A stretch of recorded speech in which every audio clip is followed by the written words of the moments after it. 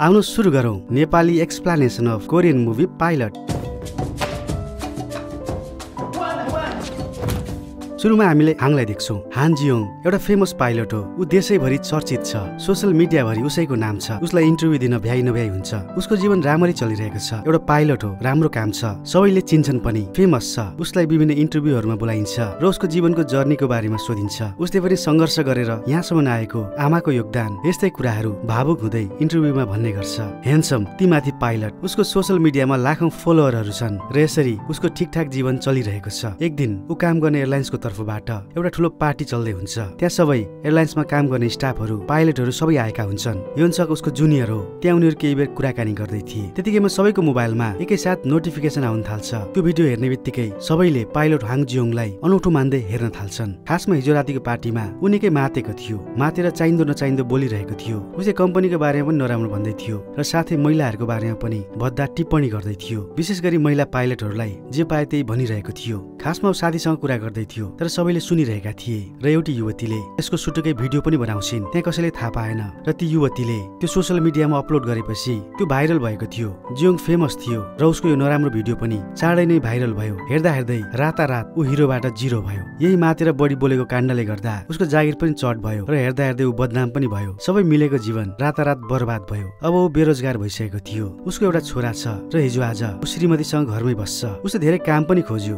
तर कहीँबाट पनि positive response आएन। कम्पनीको बारेमा नराम्रो भनेको कारण र महिला पाइलटहरूलाई नराम्रो भनेको कारण उसलाई कसैले काममा लिन चाहिरहेको थिएन। ऊ पाइलटको ब्ल्याकलिस्टमा पनि परेको थियो। कामको लागि धेरै ठाउँ उसले फोन गरिसकेको छ, धेरै फर्म पनि भरिसकेको छ तर कुनै पनि एयरलाइन्सले उसलाई सिलेक्ट गरिरहेका थिएनन्। राम्रो एक्सपिरियन्स भएको मान्छे, अनुभवी, तर उसको एउटा गल्तीले गर्दा उसको लाइफ चौपट भयो। धेरै दिनसम्म काम पाएन र उसकी श्रीमतीले पनि वाक्क दिक्क भएर उसँग डिभोर्सको कुरा गर्छिन्। आज उनीहरू कतै गइरहेका थिए। एकासी जियोङलाई गाडीबाट उतार्छिन् र उनी जान्छिन्। अब ऊ सडकमा आइसकेको छ। कुनै रोजगार पनि छैन र उसले धेरै लोन पनि लिएको छ। त्यसमाथि बुढीले पनि छोडी। अब ऊ बर्बाद भयो। त्यसपछि उसले कहीँ बस्ने ठाउँ नभएर आफ्नो बहिनीको कोठामा गएर बस्ने निदो गर्छ। उसकी बहिनी जियोङमी मेकअप आर्टिस्ट हुन् र युट्युबमा मेकअप गरेको भिडियोहरू हाल्ने गर्छिन्। उसको च्यानल त्यति चलेको छैन। सुरुमा त बहिनीले उसलाई घरमा राख्न मानेकी थिएनन् तर दाजुको हालत देखेर उसलाई दया लाग्छ र बस्न दिन्छिन्। उनकी आमाको पनि एउटा च्यानल छ।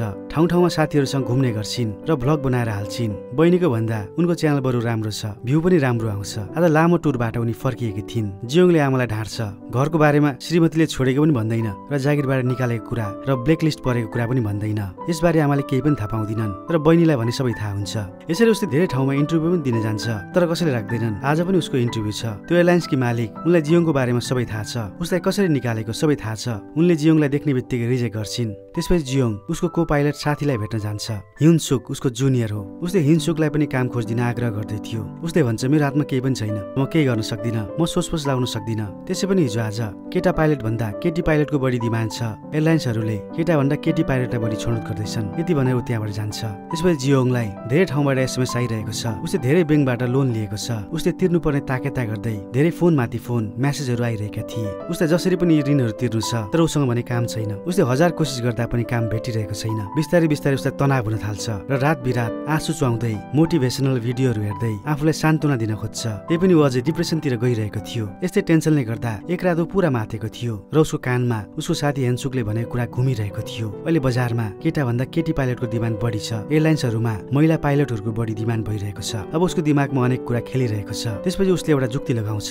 उसको बहिनीको नामबाट एउटा एकाउन्ट बनाउँछ र बहिनीकै रिज्युमे बनाउँछ र सबै कम्पनीहरूमा पाइलटको लागि एप्लिकेसन गर्छ बहिनीको नामबाट। भोलिपल्ट जब ऊ निन्द्राबाट उठ्छ उसलाई केही मेसेज आएको थियो। त्यसमा इन्टरभ्युको लागि बोलाइएको थियो। फोन गरेर बुझ्दा उसले आफै सिलेक्ट भए जस्तो लाग्छ र उसले फोन गरेर बुझ्छ तर ऊ सिलेक्ट भएको थिएन। उसकी बहिनी सिलेक्ट भएकी थिइन्। के गर्ने हुँदै उसले बहिनीलाई बोलाउँछ। तिमी पाइलटमा सिलेक्ट भयो भन्दै उसँग कुरा गर्छ। उता फोनमा सुनिरहेको छ। उसले नाटक गरेर भन्छ। बहिनीले बोल्न लागेकी हुन्छन् तर जियोङले नै केटीको आवाज निकालेर बोल्न थाल्छ र इन्टरभ्यु हुने कुराहरू सबै कुराहरू बुझ्छ। बहिनी पनि उसको कुरा सुनेर छक्क परिरहेकी थिइन्। आखिर जियोङले गर्न चाहिँ के खोजेको उनी अकमक्क परेर हेरिरहेकी थिइन्। उसले अब बहिनीलाई सबै कुरा भन्छ। केही गर्दा पनि ऊ सिलेक्ट भएन। एयरलाइन्समा महिलाको डिमान्ड छ। मैले तिम्रो नामबाट रिज्युमे बनाएर एप्लाई गरेँ। अब इन्टरभ्युमा बोलाएको छ। तिमी एउटा राम्रो मेकअप आँटिसौ, अब तिमीले मलाई महिला जस्तो बनाइदेऊ। अब उसले बहिनीलाई आग्रह गर्छ। बहिनी त सुरुमा मानेकी थिइनन्, तर उसले साह्रै जिद्दी गरेपछि र निकै लोनहरू भएको र बाध्य भएको रियलाइज गरेपछि उनी पनि मेकअप गरेर केटी बनाइदिन तयार हुन्छन्। उनी मान्ने अर्को कारण पनि थियो, तिम्रो पनि ऋण तिर्न सहयोग गरिदिन्छु र बाजीमा आमाको पैसा हारेको पनि भन्दिन। यसरी उसले फकाएको थियो। उनले पनि राम्ररी मेकअप गर्छिन्, उनको सक्दो सिप प्रयोग गरेर उनलाई एउटा केटी बनाइदिन्छन्। केटी जस्तो देखिनको लागि विभिन्न कुराहरू अर्डर गरिदिन्छन्। जियोङलाई सुरुमा त समस्या भइरहेको थियो र निकै मेहनत गरेर ऊ एउटा दुरुस्तै केटी हुन्छ। अब चेक गर्न ऊ बजारतिर निस्किन्छ। अब प्रतिक्रिया कस्तो आउँछ ऊ त्यही जान्न खोजिरहेको छ। बाटोमा एउटा मान्छे भेटिन्छ। हाङ जियोङलाई त्यो मानिसले कति राम्री केटी भन्दै जिस्काइरहेको थियो। जियोङ पनि उसको कुरा सुनेर छक्क पर्छ। उसलाई विश्वास भइरहेको थिएन, ऊ दुरुस्तै केटी भइसकेको थियो। उसले नक्कल पार्दै कि ब्युटिफुल मलाई भनेको भन्दै सोध्छ। हजुर तपाईलाई भनेको। उसले पनि मक्ख पर्दै भन्छ, उसले तपाईँ त संसारकै सुन्दरी भन्न पनि भ्याउँछ। अब यो सुनेर जियोङलाई फुल कन्फिडेन्स आउँछ। अब ऊ अति खुसी भइरहेको थियो। अब उसको खुसीको सीमा थिएन। अब फाइनल्ली ऊ इन्टरभ्यू दिन तयार भएको थियो। अस्ति भर्खरै रिजेक्ट भएको ठाउँमा नै ऊ इन्टरभ्यू दिन पुगेको थियो। इन्टरभ्यूको लागि अरू पनि मानिस आएका थिए। जब ऊ कुर्सीमा बस्छ, केटा मान्छे जस्तो बस्छ, उसको सबै देखिरहेको थियो। सबैजना उसलाई छक्क पर्दै हेर्न थाल्छन् र उसलाई बल्ल रियलाइज हुन्छ र उसले छोप्छ। त्यतिकैमा त्यहाँ हिन्सुक पनि आइपुग्छ, जसलाई देखेर जियोङ पोल खुल्ने डरले डराइरहेको थियो र तुरुन्तै उठेर वासरुम जानु पर्यो भन्दै दौडिन्छ। सुरुमा त ऊ झुकिएर केटा मान्छेको बाथरुमतिर पस्छ र फेरि केटीको बाथरुम छिर्छ। यसरी आत्तेको हडबडाएको देखेर हिन्सुक छक्क परिरहेको थियो। यस्तो हरकत किन गरेको होला उसले भने बुझिरहेको थिएन। यो केटी मलाई देखेर पट्टिछे भन्दै ऊ मनमा नै सोच्दै थियो। अब केही बेरमा जियोङको इन्टरभ्यू सुरु हुन्छ।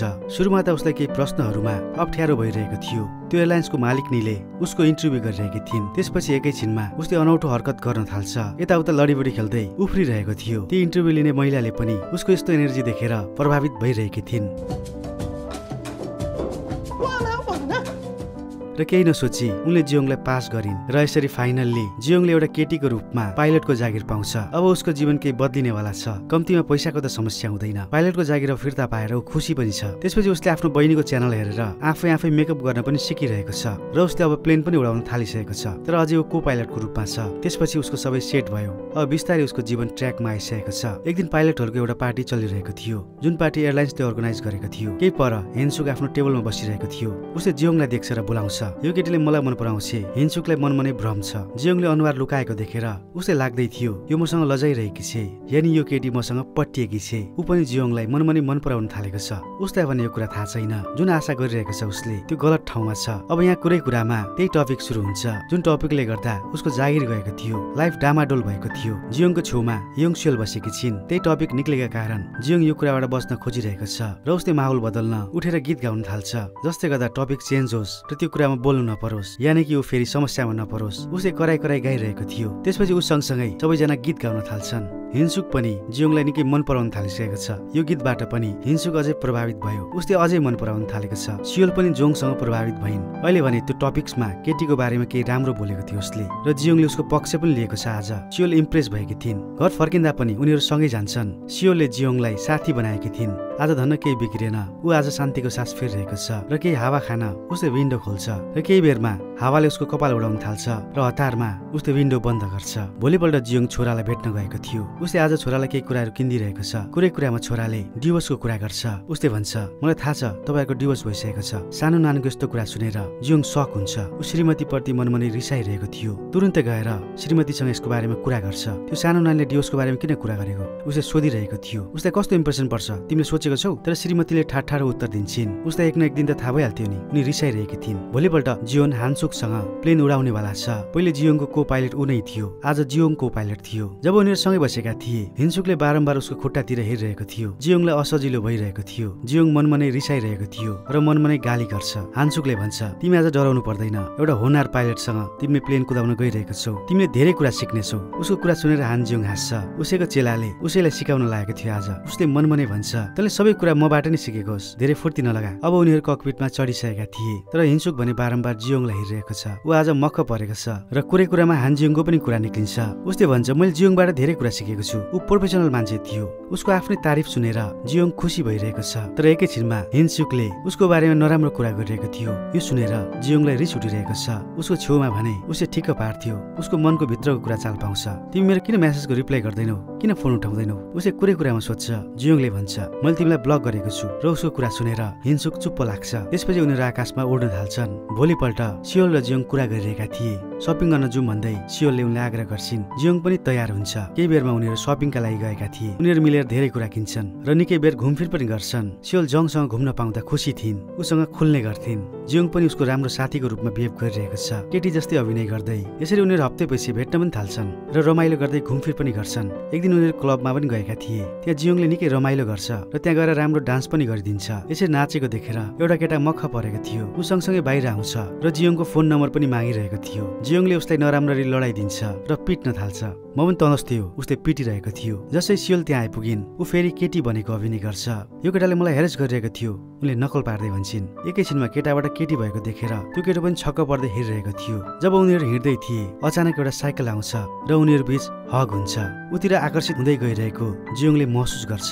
यो अँगालोसँगै जियोङ पनि उतिर आकर्षित हुँदै थियो। उसले अनौठो कुरा महसुस गर्दै थियो। सियोल उसलाई मन पर्न थालिन्। भोलिपल्ट बाथरुममा जियोङले सियोललाई भन्छ, मेरो आज हवाईको फ्लाइट छ। जब म फर्केर आउँछु तिमीलाई म एउटा मेरो राज बताउनेछु। सियोल पनि के राज होला छक्क परिरहेकी थिइन् र हुन्छ भन्छन्। त्यसपछि अब हवाई जान प्लेन तयारी हुँदै थियो। पेसेन्जरहरू बसिसकेका थिए। हिन्सुक र जियोङ प्लेनमा बसिसकेका छन्। जियोङ को पाइलट हो। हिन्सुक अझै उसँग फ्लर्ट गरिरहेको छ। उसले भन्दैछ, तिमी आफ्नो ख्याल राख। यी हाम्रो कम्पनीका केटाहरूसँग धेरै नबोल्नु, उनीहरू ठिक छैनन्। सबैको नियत खराब छ। तिमी अति सुन्दरी छौ, तिमीलाई देखेर सबै मक्ख पर्छन्, तर तिमीले भाउ नदिनु, उसले सिकाइरहेको हुन्छ। तर जियोङ भने उता मनमा नै भन्दै थियो, कसको नियत खराब छ, नियत चाहिँ तेरै खराब छ। जियोङले मनमा नै भनिरहेको छ। केही बेरमा उनीहरू आकाशमा थिए, तर अचानक मौसम बदलिन्छ। उनीहरू बादलभित्र छिर्छन्। त्यहाँ पानी पर्न लागेको हुन्छ। उनीहरूले निकै सम्हाल्न कोसिस गरिरहेका छन्, तर प्लेन आउट अफ कन्ट्रोल भयो। प्लेनको एउटा इन्जिनमा आगो लागिसकेको छ। अब प्लेन आकाशमा अनियन्त्रित हुँदैछ। पेसेन्जरहरू सबै डराइरहेका छन्। अब एकैछिनमा पेसेन्जरहरू चिच्याउन थाल्छन्। हिन्सुकले उनीहरूको मनोबल बढाउन एनाउन्स गर्छ, हामी सबै सुरक्षित ल्यान्ड गर्छौं। उसले भन्न त यसो भन्नु पर्थ्यो, तर ऊ आफै डराएको छ, आत्तिएको छ। अब ऊ रुन थाल्छ। अब उसलाई आफै विश्वास छैन। डराउँदै उसले भन्छ, अब हामी मर्न लागेका छौं। ऊ रोइरहेको थियो। उसको यो सबै हरकत जियोङले हेरिरहेको छ। उसको कुरा सुनेर पेसेन्जर झन् सारसारो कराउन थाल्छन्। त्यसपछि हिन्सुक आत्तिँदै त्यही बेहोस हुन्छ र एकैछिनमा उठिहाल्छ पनि। जियोङले सिट चेन्ज गर्न भनिरहेको छ, तर उसले मानिरहेको छैन, किनभने ऊ को पाइलट थियो। ऊ अझै बाटो हुँदै भन्छ, म जस्तै मर्दले मात्र यो सिचुएसन ह्यान्डल गर्न सक्छ। उसले भन्दै थियो, लेडिजहरू यस्तो सिचुएसनमा झन् डराउँछन्। उसले ठुला कुरा गरिरहेको थियो। त्यसपछि जोङ आफ्नो रियल रूपमा आउँछ र केटाको आवाजमा कराउन थाल्छ। उसको आवाज सुनेसँगै उसले हान जियोङलाई चिन्छ। यतिकैमा उसलाई जियोङले एक झापड हान्छ र मेन पाइलटको सिटमा आएर बस्छ। जब प्लेन क्र्यास हुनैवाला थियो, उसले मेन पाइलटको सिटमा बसेसँगै सबै ह्यान्डल गर्छ र सुरक्षित अवतरण गर्छ। उसले गर्दा सबैको ज्यान जोगिन्छ। त्यसपछि भोलिपल्ट हस्पिटलको सिन देखिन्छ। हिन्सुकलाई गहिरो सदमा लाग्छ। ऊ प्यारालाइज भएको छ, बोल्न पनि सक्दैन, उठ्न पनि सक्दैन। जब जियोङको चेकअपको समय आउँछ, सबैले उसको लुगा खोल्न लागेका थिए। ऊ तर्सिन्छ, म ठिक छु, मलाई केही गर्नु पर्दैन भन्छ र पुसअप पनि गरेर देखाउँछ। म केटी मान्छे होइन भन्दै यिनीहरूले चिन्छन्। उसलाई डर थियो। जब ऊ भाग्दै बाहिर आउँछ, मिडियाको मान्छेले उसलाई त्यहाँ घेर्छन्। ऊ हिरो भएको थियो। उसलाई प्रश्नहरू सोध्छन्, तपाईँले कसरी पेसेन्जरको ज्यान जोगाउनु भयो। सबैले प्रश्न गरिरहेका थिए। ऊ हिरो भएको थियो। जब ऊ आत्तिँदै जान खोज्छ, केही मान्छेहरू आउँछन् र उसलाई कारमा बसाउँछन्। त्यो कारमा उसको कम्पनीको हेड हुन्छन्। उनले भन्छन्, तिमी स्टार भइसकेको छौ, तिमीले गर्दा हाम्रो कम्पनीको नाम पनि माथि पुगेको छ, तिमी फेमस भइसकेको छौ, अब तिमी प्रमोसनको लागि तयार बस। उसको कुरा सुनेर जियोङ निकै खुसी हुन्छ। अब ऊ मेन पाइलट बन्नेवाला थियो। हिन्सुकलाई के भयो, हिन्सुक कहाँ छ। उसले हिन्सुकको बारेमा सोध्छ। उनले भन्छन्, ऊ प्यारालाइज भएको छ, हिँड्न पनि सक्दैन, बोल्न पनि सक्दैन, ऊ पुरै सकमा छ। अब ऊ हिँडडुल गर्न सक्दैन। भोलिपल्ट उसले इन्टरभ्यू दिइरहेको छ। उसले कसरी बहादुरीपूर्वक त्यो प्लेनलाई ह्यान्डल गर्दै ल्यान्ड गरायो, सबै कुरा बताइरहेको छ। ती सबै पेसेन्जर सकुशल ल्यान्ड भएका कारण सबैले उसको वाहवाही गरिरहेका थिए। ऊ खासमा को पाइलट थियो, तर उसले क्याप्टेनको सिटमा बसेर सबैको ज्यान जोगाएको थियो। त्यसैले ऊ फेमस भएको छ।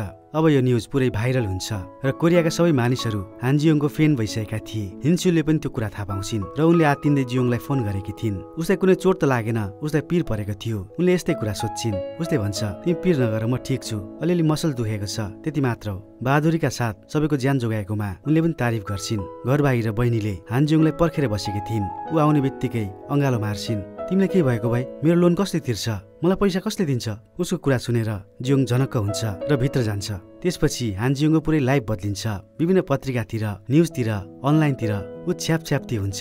उसको न्युज भाइरल भइरहेको छ। उसले धेरै विज्ञापनहरू पनि पाइरहेको थियो। उसको फोटोसुटहरू भइरहेको छ। उसले धेरै अफरहरू पाइरहेको छ र अपर्च्युनिटीहरू पाइरहेको छ, किनभने पुरै कोरिया उसको फ्यान भइसकेको छ। पहिले जियोङ हुँदा जति फेमस थियो आज ऊ केटी मान्छे हुँदा झन् बढी फेमस भएको छ। सबैले उसलाई मन पराउँछन्। अब उसको कमाइ पनि पहिले भन्दा धेरै भइसकेको छ। उसले छोरालाई पनि धेरै सामानहरू किनेर पठाएको हुन्छ। छोराहरू पनि यति धेरै सामान पाएर खुसी भएको थियो। यता हिन्सुक अझ प्यारालाइज छ, ऊ हिँडडुल गर्न सक्दैन। तर उसले जियोङको सबै समाचार हेरिरहेको छ। उसलाई थाहा छ ऊ केटी होइन, ऊ त जियोङ हो, तर ऊ केही गर्न सकेको छैन। उसलाई मनमा नै कति बेला उठेर सबै राज खोलिदिउँ जस्तो भइरहेको हुन्छ। त्यसपछि कम्पनीको हेड मिस मुनलाई देखिन्छ। उनले जियोङ र सोङलाई बोलाएकी छिन्। यहाँ उनले कुरै कुरामा एउटा कुरा निकाल्छिन्। उनलाई थाहा थियो जियोङको त्यो भिडियो भाइरल गर्ने जसले गर्दा उसको जागिर गएको थियो, ऊ बर्बाद भएको थियो। उनको भिडियो रेकर्ड गर्ने सियोङ नै थिइन्। उसको कुरा सुनेर जियोङको होस उठ्छ, उसको मन तुर्छ। उसले सियोङलाई हेर्दै मनमा नै सोध्छ आखिर तिमीले सबै किन गरेको। ऊ सक थियो। जब जियोङले मातेर सबै कुरा गरिरहेको थियो उसले सुटुक्क जियोङको कुरालाई रेकर्ड गरिरहेकी थिइन्। बाहिर निस्केर उसले त्यही कुरा गर्छ। सियोङलाई सोध्छ जियोङले मातेर गरेको सानो गल्ती उसले त्यत्रो ठुलो सजाय पायो, उसले साँच्चै त्यत्रो ठुलो गल्ती गरेको थियो र उसले प्रश्न गर्छ तिमीलाई थाहा छ त्यो सोशल मिडियामा भाइरल भएसँगै उसको जीवन बर्बाद भयो, नर्क भयो। तिमीले आखिर किन त्यस्तो गर्यौ। उसलाई कामबाट निकालियो, उसले कुनै काम पाएन र उसको डिभोर्स पनि भयो। हिन्सेलले भन्छन् उसले महिलाप्रति राख्ने दृष्टिकोण नराम्रो थियो, मलाई राम्रो लागेन, त्यसैले मैले रेकर्ड गरेँ र अपलोड गर्दै। मलाई यसमा कुनै दुःख छैन, त्यो सबै मातेर गरेको थियो। त्यत्रो ठुलो सजाय उसले पाउनु हुँदैन थियो। तर सियोलाई कुनै मतलब थिएन। जियोङ त्यहाँबाट दुखी हुँदै जान्छ। आखिर यिनले किन जियोङको पक्ष लिँदैछिन्। सियोङ पनि छक्क पर्छिन्। भोलिपल्ट जियोङ आफ्नो छोरासँग समय बिताइरहेको छ। त्यतिकैमा उसको मोबाइलमा सियोलको फोन आउँछ। उनले भन्छन् म तिमीलाई भेट्न आउँदैछु, अस्ति किन तिमी फनक्क फन्केर हिँडेको। त्यसपछि उनी भेट्न जान्छन्। हानजियोङ हतारमा घर आउँछ र केटीको रूप लिन्छ। छिटो छिटो चेन्ज गरेर ऊ सियोङ कहाँ पुग्छ। मसँग किन रिसाएको तिमी, मसँग किन कुरा नगरेको। सियोलले सोध्छिन्। होइन त्यस्तो केही होइन उसले भन्छ। फोन गर्दै जियोङकी आमा आइपुगेकी थिइन्। सुरुमा त आमालाई देखेर ऊ डराइरहेको थियो। उसलाई आमाले चिनेर पोल खोलिने डर लागिरहेको छ। तीमाथि सियोल ती थिइन्। आमाले उसलाई राम्ररी हेर्छिन्। निकै बेर हेरे पनि आमाले चिन्दिनन्। उनले भन्छन् तिमी त त्यो फेमस पाइलट हौ, तिम्रो भिडियो भाइरल भइरहेको छ, म तिमीलाई चिन्छु, तिमी त जियोङमी हौ, म तिम्रो बिग फ्यान हो। उनले यस्तै कुरा गर्दै थिइन्। त्यसपछि उनले एज अ फ्यान उनीसँग उनले धेरै फोटो खिच्छिन् आफ्नै छोरासँग। यो सबै देखेर जियोङकी बहिनी भने सक हुन्छन्। उनलाई आमाले दाइलाई चिने जस्तो लागेको थियो।